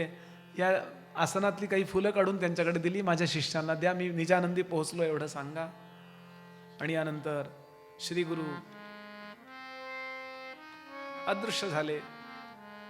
कृष्ण बाळ सरस्वती उपेंद्र माधव सरस्वती पाठवी झाले, अतिप्रीती आपण राहिलो समागमे. गृहस्थ धर्मे शिष्य बहुत समस्त आपुले घरी नांदत, त्रिवर्ग आले श्री पर्वता आपण होतो 4वा. साखरे नाम सायन देव, कवीश्वर युग्म पूर्व, नंदी नामा नरहरी देव, पुष्पे घेतली चतुर्वर्गी. आम्हाला सगळ्यांना ती फुलं मिळाली.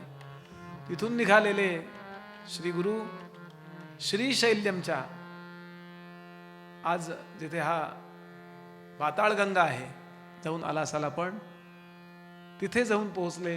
ही शिष्यमंडळी पोहोचली आणि त्यांनी एकदम फक्त फुलं मिळाली हो, बाकी अदृश्य झाले. संत मंडळी किंवा विशेष मंडळी आपला देह कुठल्याही एका महाभूतामध्ये अर्पण करू शकतात. वरून वीज कडाडत आली आणि या विजेमध्ये सोपान आणि मुक्ताबाई हे विजेसारखे निघाले आणि तेजची झाले. समर्थांनी वर्णन केले. नाथ महाराज पाण्यामध्ये गेले आणि थोड्या वेळानं बर्फाचं पाणी होतं असं त्यांच्या देहाचं पाणी झालं. पाण्याच्या रूपामध्ये त्यांनी आपला देह अर्पण केला. भगवान गोपालकृष्णांनी आकाश स्वरूपामध्ये, कापूर उडून जातो ना असं आकाश स्वरूपात कृष्ण नाहीसे झाले. रामराय आणि लक्ष्मण शरूयेमध्ये शिरले असं वर्णन आहे आणि त्यांचं पाणी झालं. महापुरुष मंडळींचा एवढा नियंत्रण असतं. माऊली म्हणाली असा देह ठेवायचा असतो.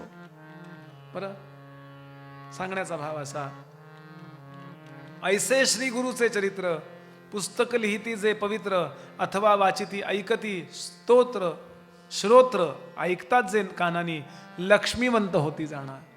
गुरुचरित्राची प्रवचनं ऐकतात किंवा गुरुचरित्र लिहितात, गुरुचरित्राबद्दल चिंतन करतात, गुरुचरित्र वाचतात, त्यांना कुठल्याही प्रकारे काही कमी पडत नाही. त्यांच्या अंतःकरणात जो बदल व्हायला पाहिजे तो आपोआप गुरुचरित्र वाचनाने होतो. हे याचं फल आहे. यानंतर अवतरणिका येते, ही नंतर लिहिली गेलेली आहे नामधारकांच्या नंतर, की कुठल्या अध्यायात काय झालं, कुठल्या अध्यायामध्ये काय काय वर्णन आहेत. ही सगळी अतिशय सुंदर गुरुसेवेची, गुरुभक्ती निर्माण होण्याची व्यवस्था आपण गेले 7 दिवस उपयोगात आणली. श्रद्धेने गुरुचरित्र आयोजित केलं. याकरता संपूर्ण सिद्धे कुटुंब सगळेजण आणि तुम्हाला मदत करणारे सगळे, कारण सगळ्यांची नावही मला माहिती नाही आहेत. आपल्याला गुरुचरित्राचे, श्री गुरूंचे विशेष असे आशीर्वाद या गुरुचरित्राकरता आपण सगळेजण इथे उपस्थित झालात. वास्तविक कितीतरी लोकांनी काय काय ऍडजस्ट केले त्यांचं त्यांना माहिती आहे. किती महत्वाची डॉक्टर मंडळी आहेत, किती प्रत्येकानं काही ना काही सॅक्रिफाईस म्हणतो ना आपण, हे केलंय. आणि ऍडजस्ट करून हा इतका छोटा मुलगा समृद्ध, किती लहान आहे तो बाळ, आणि काय प्रसन्नतेने ऐकत होता. विनोद झाला की हसायचा, गंभीर झाला की त्याच्याही डोळ्यात पाणी यायचं. कुठल्या जन्मी पुण्य केलंय त्यांनी हो एवढं. मला तर अगदी वाटतं की प्रभूच या रूपानं माझ्या परीक्षा बघायला आले. उत्तमोत्तम अशी आपल्या सगळ्यांनी सेवा केली. आता प्रसाद घेऊन निजस्थानी स्वतःच्या घरी आपण जा. आपल्यालाही सगळ्यांना,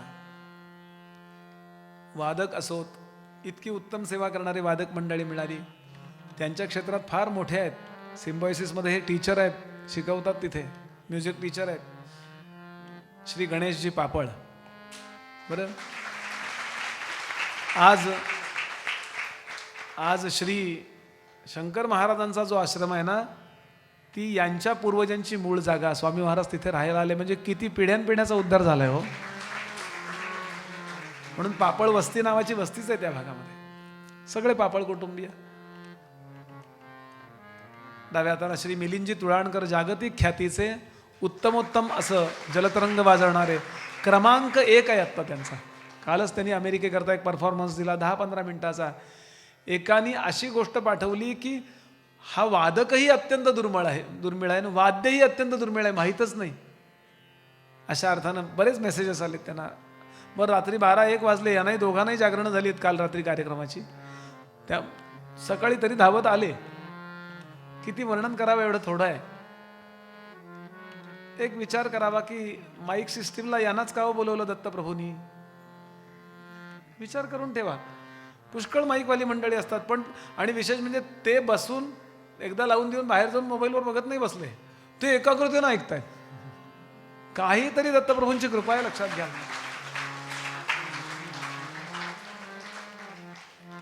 याचं रेकॉर्डिंग करणारे श्री अजित. काही मी चुकीचं बोललो तर त्यात सगळं रेकॉर्ड झालंय. म्हणजे या रूपानं मी असा विचार करतो, बरोबर बोलतोयस ना, तसं त्या रूपामध्ये मी श्री गुरु पाहतो, तसं कॅमेरा सुद्धा गुरु रूपाने पाहावा असं म्हटलंय. आणि खूप श्रद्धेने पहिल्या दिवशी ते खाली बसले होते हो. मग त्यांना म्हटलं खाली बसू नका, आपल्या शरीरात एक शक्ती निर्माण होत असते त्यावेळेला ऐकताना. तुम्ही सहज ऐका, मुद्दाम ऐका, कसंही ऐका. चांगलं ऐकलं गेलं ना, पवित्र ऐकलं गेलं की पॉवरच निर्माण होते. ती अर्थ होता कामा नये. लगेच त्यांनी खुर्ची घेतली. आपल्यापैकी अनेक लोक आहेत की त्यांनी हस्ते परहस्ते इथे सेवा केली. सतरंजीची अगदी घडी जरी सारखी केली असेल, दुसऱ्याला एवढीशी जरी मदत केली असेल, माहिती नाही कोण कसा या गुरुसेवेमध्ये आहे. या सगळ्यांना श्री गुरुचरित्राचे, श्री नरसिंह सरस्वती स्वामी महाराजांचे, श्री स्वामी समर्थांचे, दत्तप्रभूंचे, श्रीपाद श्रीवल्लभांचे, आपल्या गुरूंचे भरभरून आशीर्वाद पोस्टमन या नात्याने देतो. मी फक्त ॲज लाईक पोस्टमन आहे, बरं, माझं कर्तव्य आहे हे बोलणं. सर्वेपि सुखिनः सन्तु, सर्वे सन्तु निरामयाः, सर्वे भद्राणि पश्यन्तु, मा कश्चित् दुःखभाग् भवेत्. सगळ्यांनी जोरात म्हणायचं तथास्तु. तथास्तु. अखंडमंडलाकारं अखंडमंडलाकारं व्याप्तं येन चराचरं व्याप्तं येन चराचरं तत्पदं दर्शितं येन तत्पदं दर्शितं येन तस्मै श्री गुरवे नमः. तस्मै श्री गुरवे नमः. सर्वाबाधा प्रशमनं सर्वाबाधा प्रशमनं धर्मार्थ काम मोक्षदं धर्मार्थ काम मोक्षदं यं यं चिन्तयते कामं यं यं चिन्तयते कामं तन्तं प्राप्नोति निश्चितं. तन्तं प्राप्नोति निश्चितं. व्हावी पूर्ण कृपा गुरो मजवरी प्रार्थित भावे तुला. वारी सर्व अरिष्ट नेऊ निलया संमोह जो वाढला. अज्ञानांधजनासी मुक्त करुणी शांती परी वैसवी. विनती हीच असे न मागत तुझे भक्ती तुझी ही हवी. शांत हो श्री गुरु दत्ता मम चित्ता शमवी आता. शांत हो श्री गुरु दत्ता मम चित्ता शमनी आता तू केवळ माता जनिता सर्वथा तुझी करता आप्त स्वजन भ्राता सर्वथा तुझी त्राता भय करता तू भय हरता दंड धरता तू परिपाता तुझ वाचुनी वार्ता तू आर्ता आश्रय दत्ता मम चित्ता शमनी आता शांत हो श्री गुरु दत्ता मम चित्ता शमनी आता अपराधास्तव गुरुनाथा जरी दंडा धरिसी यथार्था तरी आम्ही गाऊनी गाथा तव चरणी नमो माता तू तथापि दंडसी देवा कोणाचा मग करू धावा सोडविता दुसरा तेव्हा कोण दत्ता आम्हा त्राता मम चित्ता शमवी आता शांत हो श्री गुरु दत्ता मम चित्ता शमनी आता न होऊनी कोपी दंडिताहि आम्ही पापी पुनरपिहि सुखद तथापि आम्हावरी न च संतापि गच्छत स्खलनं क्वापि तसे मानुनी न चाहो कोपी निज कृपालेशाओपी आम्हावरी तू भगवंता मम चित्ता शमनी आता शांत हो श्री गुरु दत्ता मम चित्ता शमनी आता तव पदरी असता ताता आडमार्गी पाऊल पडता सांभाळूनी मार्गावर वरुता आडितान तुझा त्राता निज बिरुदा आणूनी चित्ता तू पतित पावन दत्ता वळे आता आम्हावरता करुणा घन तू गुरुनाथा मम चित्ता शमनी आता शांत हो श्री गुरु दत्ता मम चित्ता शमनी आता सहकुटुंब सहपरिवार दास आम्ही हे घरदार तव पदी अर्पू असार संसार अहित आभार परिहरिसी करुणा सिंधो तू दीनानाथ सुबंधो आम्हा अघलेश बाधो वासुदेव प्रार्थित दत्ता मम चिंता शमवी आता शांत हो श्री गुरु दत्ता मम चित्ता शमनी आता करीतो प्रेमे तुझ निरांजन स्थिरावूनि मन करीतो प्रेमे तुझ निरांजन रावणी मन दत्तात्रेया सद्गुरुवर्या भावार्थे करुण करीतो प्रेमे तुझ निरांजन रावणी मन दत्तात्रेया सद्गुरुवर्या भावार्थे करुण करतो प्रेमे तुझ निरांजन रावणी धरणीवर नर पीडित झाले भवरोगे सर्व कामक्रोधाधिक रिपुवर्ग व्यापुनी सगर्व योगयाग तपदान नेणती असताही अपूर्व सुलभपणे निज भजनी त्यासी उद्धरी जो सर्व करीतो प्रेमे तुझ निराजन शिरावणी मन दत्तात्रेया सद्गुरुवर्या भावार्थे करुणा करीतो प्रेमे तुझ निराजन शिरावणी मन अत्रि मुनींच्या सदनीती देवमुखे येती भिक्षुक होऊन अनुसये प्रतिबोलती प्रेमोती नग्न होऊन आम्हा प्रतिद्या अन्न असे वदती परिचरणे तव ते शिशु होती करितो प्रेमे तुझ निराजन स्थिरावूनि मान दत्तात्रेया सद्गुरुवर्या भावार्थे करुणा करीतो प्रेमे तुझ निराजन शिरावणी दुर्वासाभिद मौनी झाला शंभू प्रथमेंद्र ब्रह्मदेव जो झाला चाहला उपेंद्र दत्तात्रेय पीत निद्रतो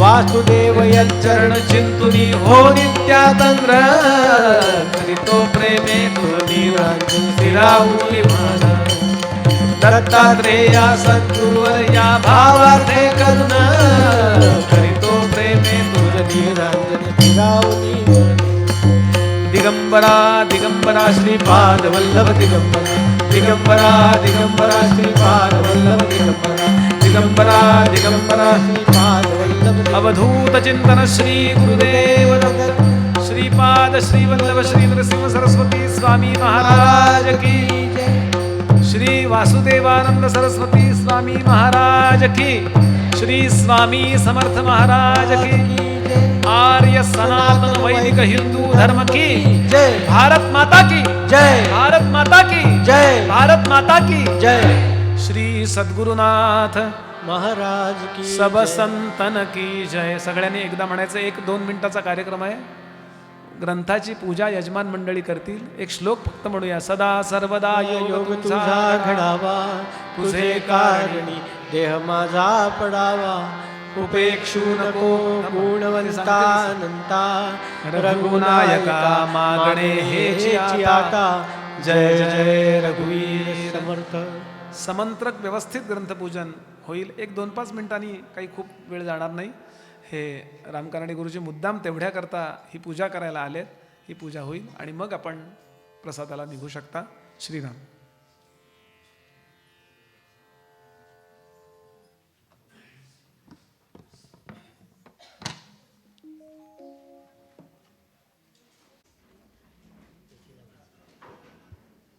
अद्य वर्तमा श्रीमन्महागणपते नमः. श्रीपादवल्लभ श्रीगुरुदत्तात्रेयाय नमः.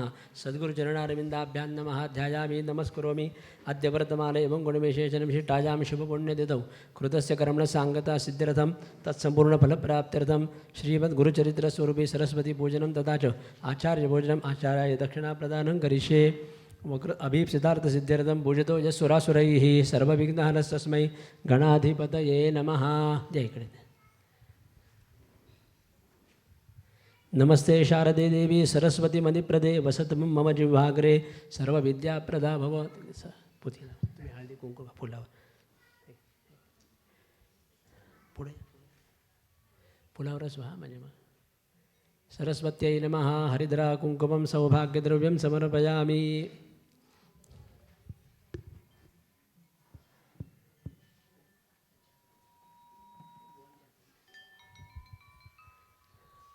आचार्याय गंधाः पान्त सोमंगल्यं चासु अक्षताः पान्तो आयुष्यमस्तु.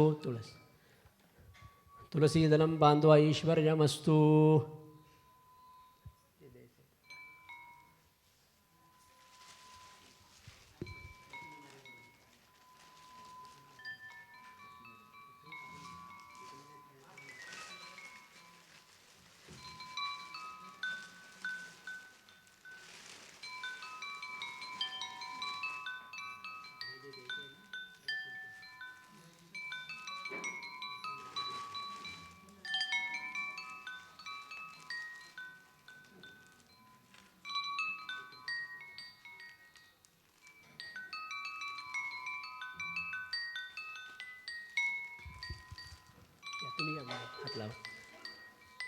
भागवतावर ठेवा. स्थितं सूक्ष्मं सुखस्पृशम् ईशानादे प्रियं सुधा वासो हि सर्वदेवत्यं देहालङ्करणं परं हिरण्यगर्भगर्भस्थं हेमबीजं विभावसोः अनन्तपुण्यफलतमतश्शान्तिं प्रयच्छ मे.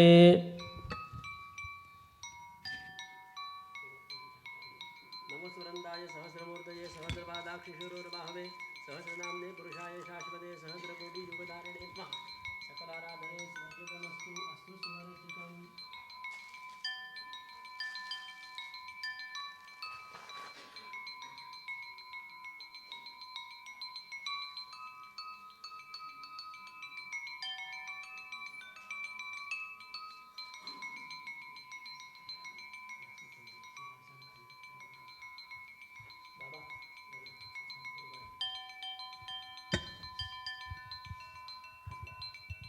इदं सिंहासनस्थितो भगवत् श्री गुरुचरित्र सरस्वतीम् आचार्याय तदा सम्प्रददेन मम प्रतिगृह्यताम्. नमोस्वरन्दाय सहस्रमूर्तये सहस्रपादाक्षिशूरोर्बाहवे सहस्रनाम्ने पुरुषाय शाश्वते सहस्रकोटियुगधारिणे नमः. त्यांची आपण प्रार्थना करू. आमच्याकडनं आम्ही दिले काही कमी जास्त राहिलं असेल तर आपण क्षमा करावी मोठ्या मनाने. आवाहनं न जानामि तवार्चनं पूजांचैव न जानामि क्षमस्व परमेश्वर. मंत्रहीनं क्रियाहीनं भक्तिहीनं सुरेश्वर. यत्पूजितं मया देव परिपूर्णं तदस्तु मे. अज्ञानात् विस्मृतिर्भ्रान्त्या यन्न्यूनमधिकं कृतं तत्सर्वं क्षम्यतां देव प्रसीद परमेश्वर. यदक्षरपदभ्रष्टं मात्राहीनं च यद्भवेत् तत्सर्वं क्षम्यतां देव प्रसीद परमेश्वर. विसर्गबिन्दुमात्राणि पदपादाक्षराणि च न्यूनातिचातिरिक्तानि प्रसीद परमेश्वर. नमो गुरुभ्यो गुरुपादुकाभ्यो नमः परेभ्यः परपादुकाभ्यः आचार्यसिद्धेश्वरपादुकाभ्यो नमोस्तु लक्ष्मीपतिपादुकाभ्यः. यस्य स्मृत्याचनामुद्यातभो कर्मक्रियादिषु न्यूनं सम्मूढतां याति सद्यो वन्दे तमच्युतम्.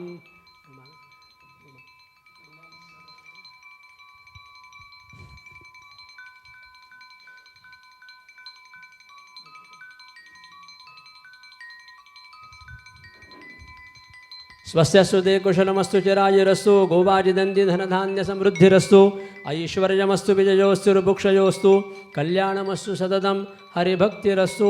अस्मिन् कर्मणि यदुत्पन्नेन यच्छ्रेयः तत्तुभ्यमहं सम्प्रददे. तथास्तु.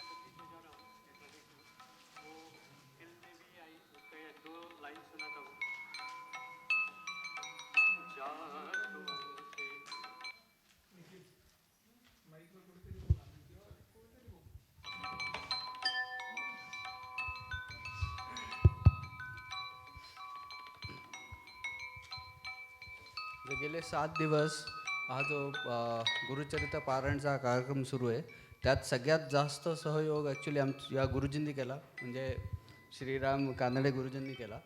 आमच्या घरच्या गुरुजींसारखंच अगदी येऊन प्रत्येक वेळी छोट्या छोट्या गोष्टींमध्ये आम्हाला जे काही अडत होते योग्य मार्गदर्शन केलं. त्यामुळे आम्हाला त्यांचा थोडासा सत्कार करायचं भाग्य प्राप्त होते.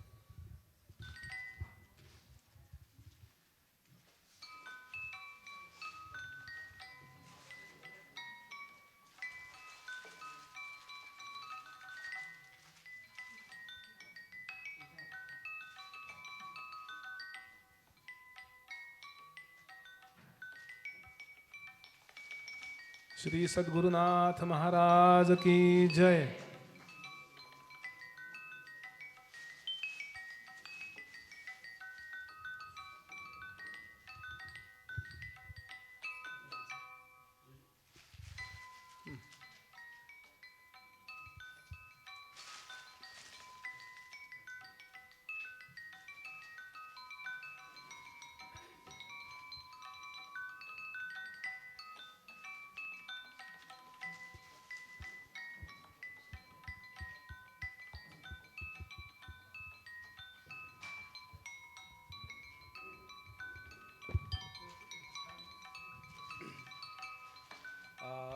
आपल्याला जे तबलावादक हॅलो आपल्याला जे तबलावादक मिळालेत त्यांची थोडीशी माहिती मी गुगलवर सर्च केली, त्याच्यामुळे मला कळलं की किती आपल्याला मोठे मिळालेत.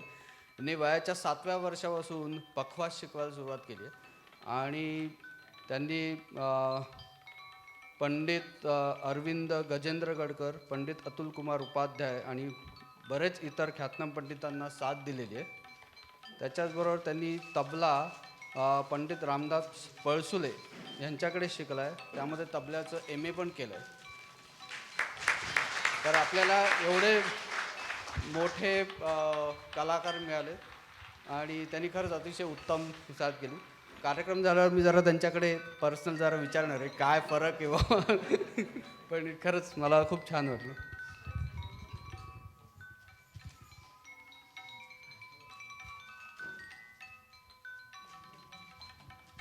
पंढरीनाथ महाराज की जय.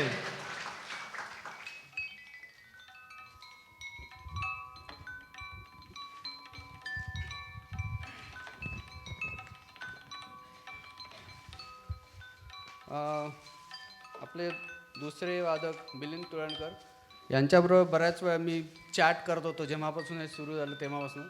अगदी छोट्या छोट्या शंकांपासून म्हणजे म्युझिक सिस्टीमपासून ते नक्की कसं होईल काय होईल अशा अगदी छोट्या छोट्या शंका आम्ही मिलिंद तुळणकरांना विचारत होतो. विचारताना मला माहीत नव्हतं की ते खरंच एवढे ख्यातनाम मोठी लोक आहेत म्हणून. इथं आल्यानंतर पहिल्यांदा मला कळलं. मिलिंद तुळणकर यांनी आपल्या आजोबांपासून म्हणजे पंडित शंकर कान्हेरे यांच्यापासून जलतरंगाची प्रेरणा घेतली. हे आंतरराष्ट्रीय ख्यातीचे आहेत. जलतरंगपटू म्हणतोय, मला माहीत नाही बरोबर आहे की नाही, जलतरंगपटू आहेत. त्यांनी कित्येक परदेशी वादकांबरोबर जुगलबंदी पण केली आहे. द सेम थिंग मला खरंच म्हणजे आपण कधी कधी म्हणतो ना की आपल्याला माहीत पण नसतं की एवढे आंतरराष्ट्रीय दर्जाचे कलाकार इथं येऊन वाजवत आहेत आणि आपण अगदी सहज अरे तुरे म्हणून बोलत असतो. आणि जेव्हा नेटवर किंवा कुठं सर्च करतो तेव्हा आपल्याला समजतं की अरे खरंच हे एवढे मोठे आहेत आणि त्यांच्या वागण्या बोलण्यातून असं कुठेही जाणवत नाही की बाबा हे खूप मोठे आहेत.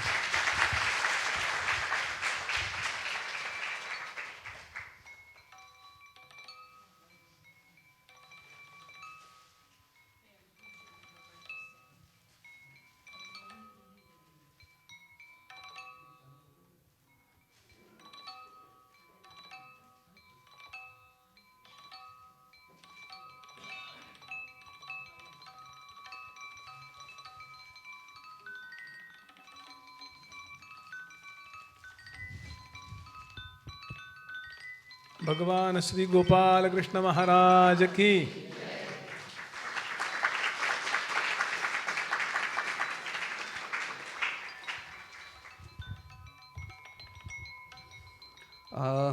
मला फक्त यांनीच नाही पण प्रेक्षकांपैकी बऱ्याच जणांनी येऊन सांगितलं की तुमची म्युझिक सिस्टीम खरंच खूप छान आहे म्हणून. आणि मला त्यांना पण बोलवायचं वाटतंय आणि त्यांना पण द्यायचं आहे. प्रसाद नाही आला बरं हां त्यांना दिलं तर चालेल का? ओके. दुसरं एक छोटंसं नमूद करावीशी वाटते. ते जसं बुवा म्हटले पहिल्यापासून तिथं येऊन त्यांनी सगळं ऐकलं कार्यक्रम. त्याच्याचबरोबर आमच्या छोट्या छोट्या शंका, मला लॅपटॉप लावायचा होता, USB आहे की नाही, अशा छोट्या छोट्या गोष्टी विचारलं. त्यांनी कुठेही चिडचिड न करता अगदी शांतपणे मला सांगितलं काय आहे आणि आम्हाला टेस्ट वगैरे करून दिलं. आम्हाला खरंच छान वाटलं.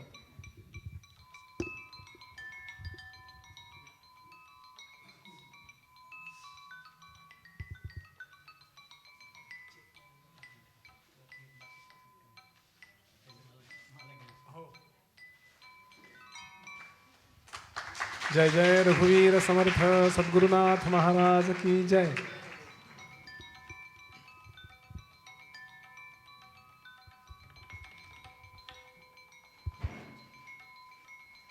अजित दांडेकरला मी पण बोलवतो आहे. त्यांनी शूटिंग अगदी म्हणजे आपण घरचा माणूस जसा शूटिंग करावा तसं येऊन शूटिंग केलं. बऱ्याच वेळा आम्ही यायच्या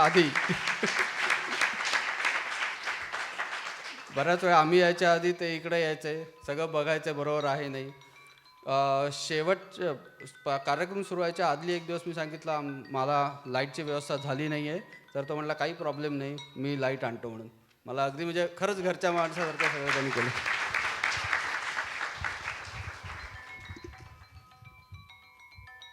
इकडे पुढे या ना, तुमच्याच कॅमेऱ्यात तुम्ही नाही असं.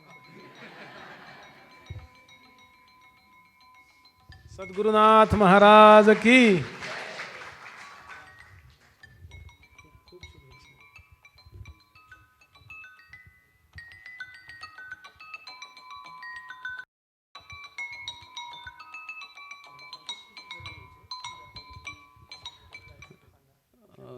हो, त्याच्या आधी मला एक बात नमूद करावीशी वाटते. हा कार्यक्रम जेव्हा आम्ही म्हणजे आम्ही गेले 2 वर्षापासून ठरवतो आहे आणि आम्हाला काही कल्पना पण नव्हती की कसा होईल, काय होईल. आणि आम्ही मकरंदना खूप त्रास दिला आहे व्हॉट्सअपवरून कॉल करून की कधी कसं करायचं, काय करायचं. आणि नेहमी मकरंदबा सांगत आले की काही घाबरू नका, जर स्वामीच्या मनात, दत्तात्रयांच्या मनात असेल तर होईल, अदरवाईज नाही होणार. त्याची आम्हाला पूर्ण प्रचिती आली. त्याचबरोबर तुमचं सगळ्यांचंच योगदान खूप चांगलं होतं. म्हणजे आम्हाला प्रत्येक दिवशी काय प्रसाद द्यायचा वगैरे, हा पहिले 2 दिवसानंतर आम्ही खरं सांगायचं प्रसाद आणला नाही, तुम्ही सगळ्यांनी प्रसाद आणला.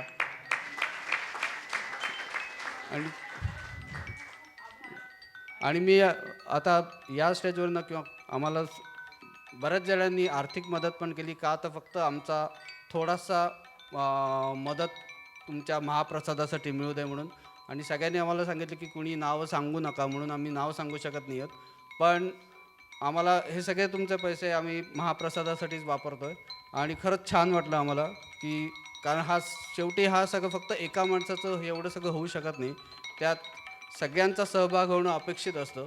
त्यामुळे जर सगळ्यांचा सहभाग असला तर असे कार्यक्रम वरचेवर होत राहतील असं मला वाटतं. कसं जायचं बेंद्रांची, हां बेंद्रां हो ते सांगतो. त्याच्या आधी एक पुस्तक पण द्यायचं आपल्याला. बाबा तुम्हाला माहिती आहे कसं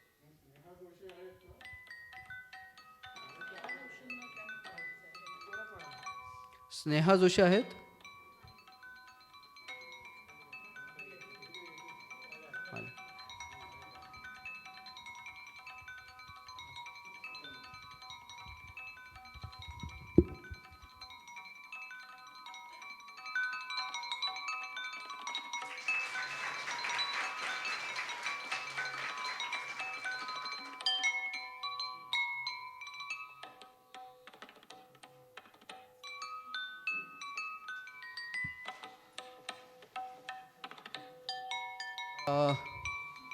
मला वाटत नाही बेंद्रांपैकी कोणी आहे, पण आपल्या या कार्यक्रमात बेंद्रांनी पण खूप मोठे सहभाग दिला.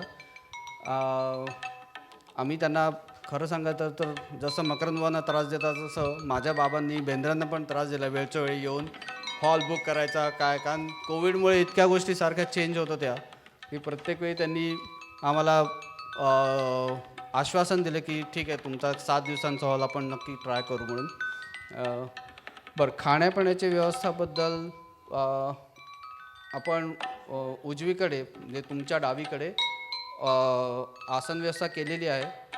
जसं बुवा म्हटले तसं हातात घेऊनच आहे, पंक्ती नाही आहेत.